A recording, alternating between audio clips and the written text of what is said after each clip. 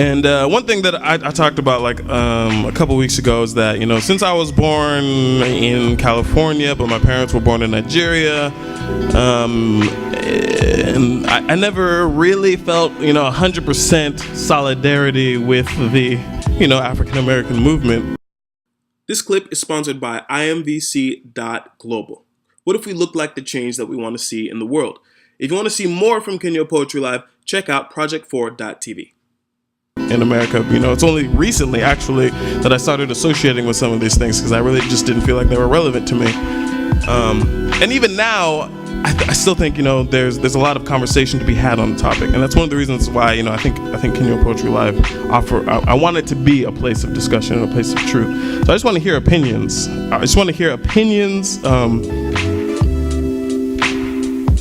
This is what I wrote. Once and for all. I'm just gonna have to read what I wrote. I get afraid sometimes when I'm in my room. I'm very brave, I can write all kinds of stuff. I'm like, do I really want to read this out loud? But once and for all, what's the issue with Black Lives Matters? The possibilities are endless. So why do we focus on doom and sadness? Okay.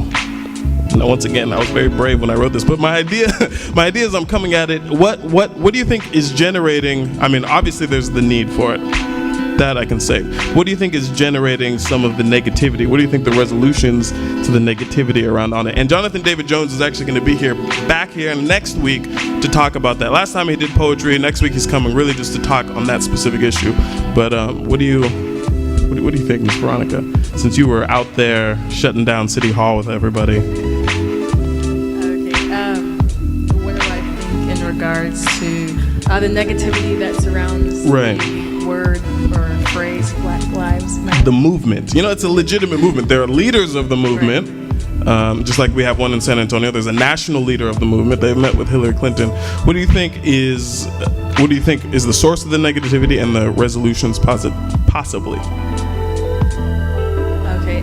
Just a personal opinion. That's all I ask. No one likes to talk about exposing your junk.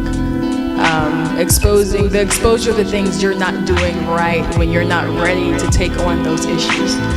And so I believe Black Lives Matter does a good job of exposing some things that are still happening in America that we don't want to talk about right now. Mm-hmm. And so that's where a lot of the negative backlash comes from, because we want to, there's a notion, there's a story that's been played, and America is amazing. We have the most freedoms. However, we have so much work to do. The plight for African Americans did not end when Dr. Martin Luther King died. They actually killed him for a reason. If you read the things that he was telling people to do as far as becoming economically free from the system, he was spreading this message to African Americans, and this is something that's very concerning if you are used to having this people population work for you in a still slave state or slave mentality. So there's a lot of economic issues that would come from people fully operating in their purpose and their plan. And so I think when we upset the atmosphere or the system before it's ready to change, you're going to get the abrasiveness. And so the message of Black Lives Matter is not a new message. American people, a lot of their history, it started, after slavery. The biggest cultural thing, I think, is, like a culture of rising up against the system. It is a culture of protest. And in some ways, I don't know if you've ever been to like Bank of America, right? And it's taking super long, or whatever bank you go to, doesn't matter. But it's taking super long. There's like 10 people in line, and you're all just like waiting there, pissed off. Some of you are like mumbling under your breath. And then one lady comes in, and she's like, what?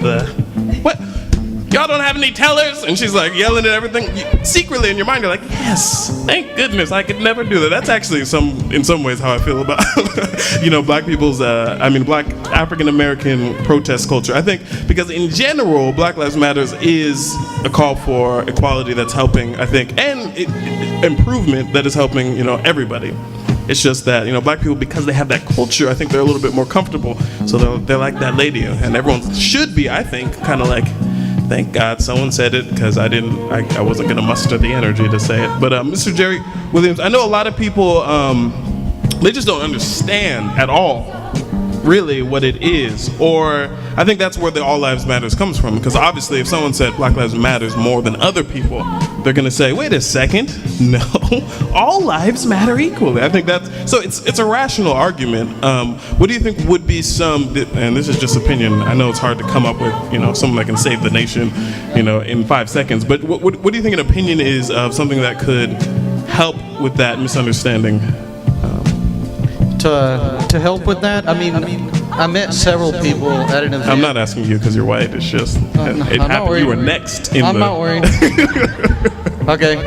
I met several people at an event of it.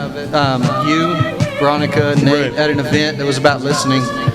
And I think the All Lives Matter response is a response without the first rule of communication, which is listening and understanding. And I think a lot of it actually was challenged by a gentleman here in San Antonio at the Peace Center who challenged me one day that America has just tried to sweep under the rug the history of what has gone on. And it kind of really came real to me actually last night. It was, and I stayed awake a long time after reading this.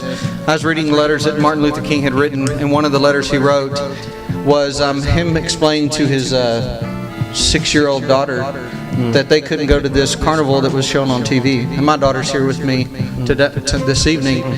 And I can't imagine sitting there explaining to my daughter that because of the color of your skin, you can't go do this. And how just that to me, it really sunk in that, and what even hit me even harder is I went back and looked at the date it was written. And I'm in my 30s, and that was only 14 years before I was born. And we want to act like this is ancient history. I know that's the culture, is we just want to sweep it under the rug. Instead of just saying, look, we've done some things wrong. We do need to listen. And I don't know how to do that in this culture because everything is, especially in mass media, it's extremes. It's extremes of Black Lives Matter. That's what they want to only show, the extremes of what goes on there instead of the majority of people. Yeah. And then you have those people who want to sit there and yell all lives matter when, they don't even understand what they're saying at that point in time. Right. So.